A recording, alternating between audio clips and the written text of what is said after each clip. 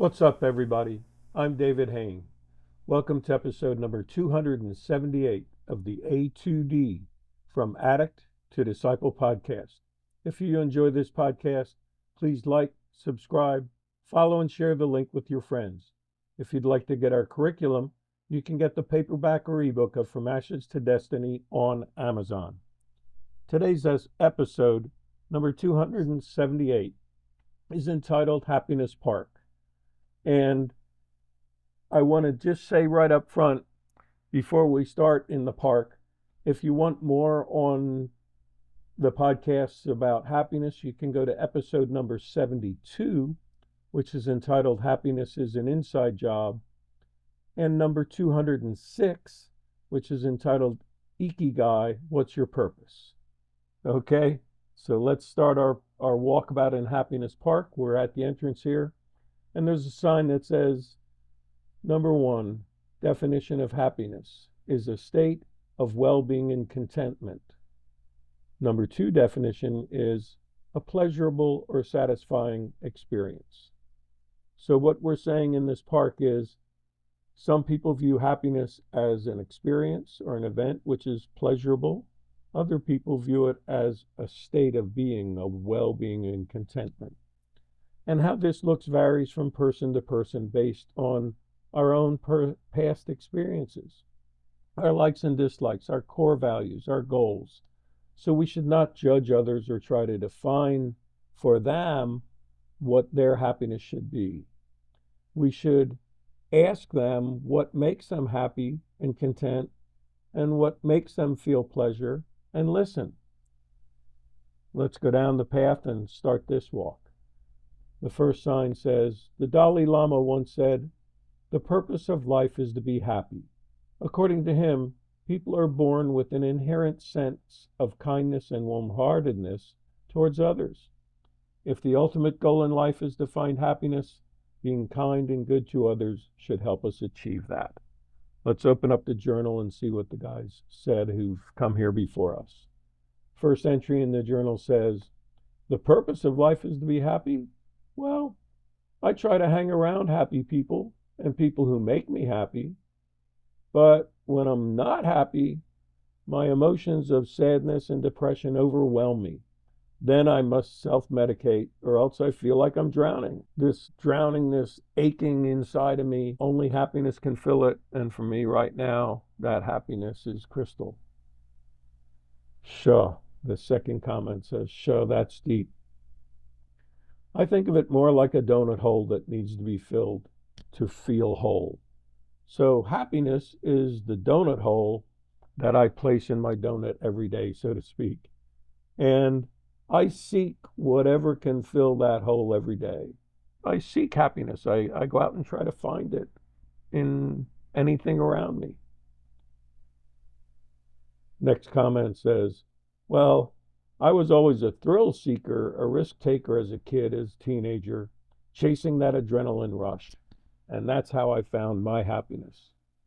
My one counselor told me I'm addicted to dopamine, that euphoria, that quick burst of pleasure. And he said, actually, drugs are not my problem. It's my need of dopamine flowing out of my brain.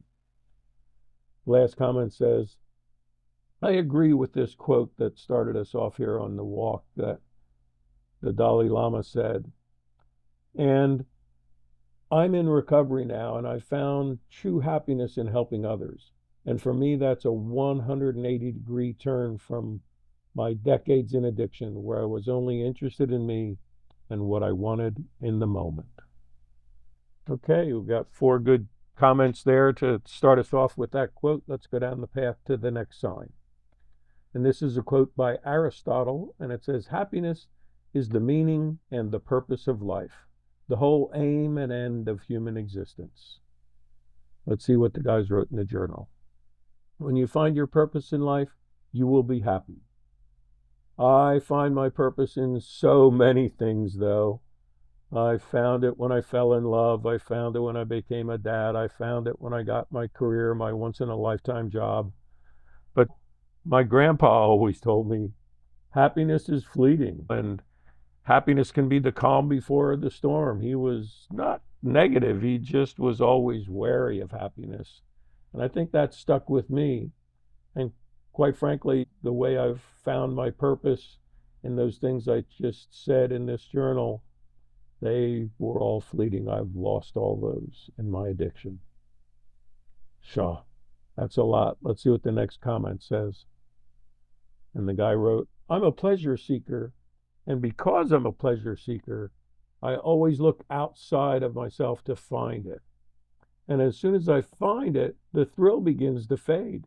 Like the B.B. King song, the thrill is gone. It's like my brain quickly adjusts and the pleasure disappears just as quickly. Shaw, that's deep. Let's go down the path to the next sign. And it says, here's a quote by Louisa May Alcott. The power of finding beauty in the humblest things makes home happy and life lovely. Let's see what they wrote in the journal. First guy says, so it's not self-centered in a negative, selfish way. It's about finding beauty within and having that shape how we see our situation and everything around us. I'm going to have to think on that one a while and maybe even talk to my counselor about it. Next guy wrote, I guess as I focus on finding beauty in things around me, I'll find contentment, which would be happiness. Like the first guy, I can honestly say I don't know that I've ever experienced that. Maybe as a little kid sometime, I don't know, but I'll definitely have to do some more thinking on this one and more journaling too. Okay, let's go down the path to the next sign. And this is a quote by Democritus, and it says, happiness resides not in possessions and not in gold. Happiness dwells in the soul. Let's see what the guys wrote in the journal. First guy says, so I guess what this one's saying is that happiness is not in material things, but rather within you. And I can identify with that because I grew up in a family where happiness was all about material things. It was about a bigger car, a bigger house, a better job, a bigger bank account, a second house at the beach, all that stuff. And I can honestly say none of that made us a happy family. Second guy wrote, I agree. The problem I see in my life is I went to college. I did all the right things. I got the job of a lifetime in the field of my training right after I got out of college, and I was doing well. But before I even turned 28, I realized I'd achieved my purpose in life. I was doing all I ever wanted to do, but that actually became a burden and wasn't happiness anymore because I was only 28 and I didn't know how I could keep just doing that for the next 30 years or so before I retired. So, yeah, this is a tough one for me. Next guy writes, wow, I agree with what that last guy said. Look at pro athletes. They're doing all they ever wanted to do. But they do anything, take steroids just to stay healthy enough so they can keep playing. But then retirement comes early. They lose their purpose in life and they end up out here on the streets just like us. Shaw. Last comment says, for me, it's finally clicking. I think I've figured it out as I walk through this park. Happiness is a feeling in the soul, not in the dopamine, not in the adrenaline rush in my brain. So it's not about an event or experience. It's about how I'm living my life every day. And I can honestly say I can take that on as my purpose in life. Okay, let's head out to the end of the park, and there's one last sign. It says, we hope you've enjoyed this walk through Happiness Park. And we want to leave you with a thought from the song by Kirk Franklin entitled, Wanna Be Happy. The truth can hurt you, or the truth can change you. What would truth do to you? I just want to be happy. But if I keep on doing the things that keep on bringing me pain, there's no one else I can blame if I'm not happy. Wasted time, but now I can see the biggest enemy is me, so I'm not happy.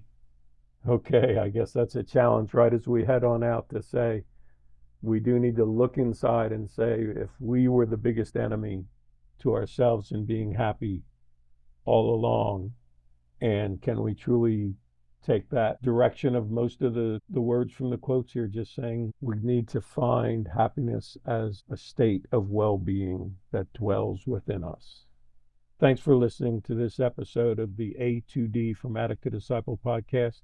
If you were saying that's me as you listened, I want to encourage you to reach out to your coach, your counselor, your family. I want to encourage you to write stuff down in a journal and talk to people so you can work through this. If you'd like to contact me, you can message me on the link in this podcast or by email at davidfroma2d@gmail.com, or go to my website, www.froma2d.org, and click on the contact page. Keep on listening to future podcast episodes. And as always, stay safe and stay resilient.